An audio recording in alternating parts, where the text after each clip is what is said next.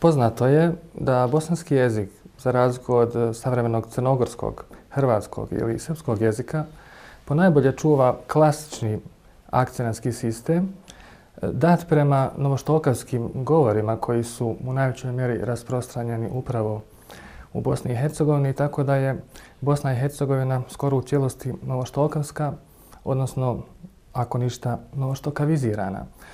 Međutim, čak i u kontekstu općih obilježja bosanske ortoepske norme možemo govoriti o neustaljenostima, o nedosljednostima u priručnicima ili o izrazitim nestabilnostima koje se javljaju i u literaturi i u govornoj praksi.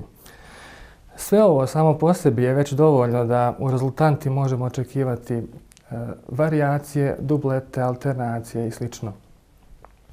Ovo nas s jedne strane možda može i zabrinuti, međutim, s druge strane, lingvisti su, evo, konkretno u Sarajevu već 70. godina prošlog vijeka donijeli jedan zaključak da je sasvim prirodna pojava da književni jezik koji je zasnovan na govornoj bazi narodnog jezika ima u svom sastavu poveći broj akcenatskih dubleta. S druge strane, karakteristika akcenatskog sistema savremenog jezika je takva da se zanemaruje govorna praksa, ali teorija kaže da je ortoepsku normu nemoguće u potpunosti ostvariti u praksi. Šta to znači? To znači da ćemo svako od nas i sve da naučimo ona prava pravila klasične akcentuacije u svome govoru imati onakvih realizacija koje su izrazito zavičajnog karaktera, pa negdje u procentima 10 do 20%. Međutim, onda se postavlja pitanje gdje tražimo ortoepsku normu, odnosno da li ona uopće postoji. Ili konkretno šta pojedini lingvisti kažu o tome. Zanimljivo, lingvisti se razilaze po ovim pitanjima, što je još jedan dodatni uzrok prirodnom egzistiranju varijacija po ovim pitanjima. Recimo, sredinom 20. stoljeća lingvisti su utvrdili nekoliko izrazitih dominantnih stavova koji se, evo kažem, razilaze.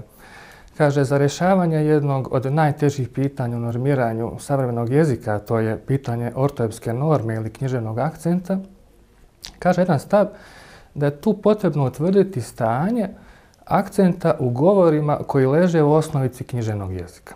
To je naše južno narječje ili istočno-hercegovački dijalekt. Isto tako sličan stav kaže da se normativni akcent može utvrditi tek onda ako ispitamo kakav je u našim govorima koji leže u osnovici književnog jezika. Međutim, potpuno drugi stav je da ono što je u većine naših govornika, ono što prevladava, treba da bude autoritativna norma. Dok treći stav kaže da masovna izražajna jezička situacija ne smije da bude uzor i da uzor govornoj kulturi i književnoj akcentuaciji treba da bude jedan tanji sloj obrazovanih ljudi koji znaju kako da se kulturno izražavaju.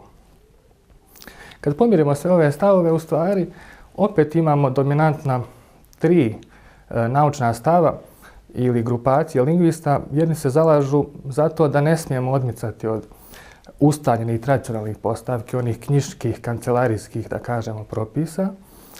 Drugi se zalažu za potpunu demokratizaciju, za jedan deskriptivni, opisni pristup stanju, dok su treći tu negdje između i nastoje pomiriti ova dva kriterija.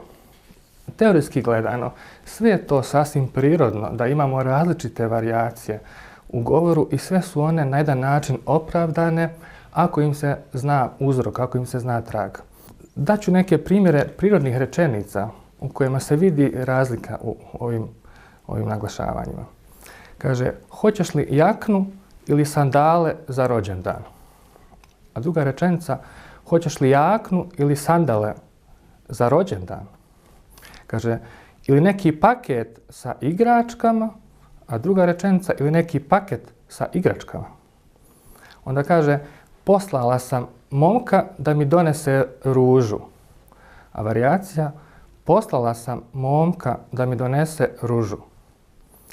Ili recimo u imenima i prezimenima Osman, Haris, Samir naspram Osman, Haris i Samir.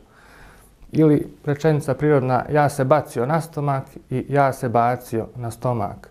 Ili nemoj kasniti, još te mama budi na sabah. S druge strane, nemoj kasniti, još te mama budi na sabah. Ili fino mi je bilo u Mostaru i fino mi je bilo u Mostaru. Što se zacrvenio i što se zacrvenio, traži ulaz u tramvaj i traži ulaz u tramvaj, Skenderija i Skenderija, otišla mi guma na golfu i otišla mi guma na golfu. I pazite sad, udari me čovjek, a s druge strane udari sa dužinom me čovjek, ali veze, plete, šije sa dužinom, ali veze, plete, šije bez dužine. Sve ove varijacije su u stvari rasprostranjene po svim kategorijama riječi, izrazito kod glagola i kod imenica.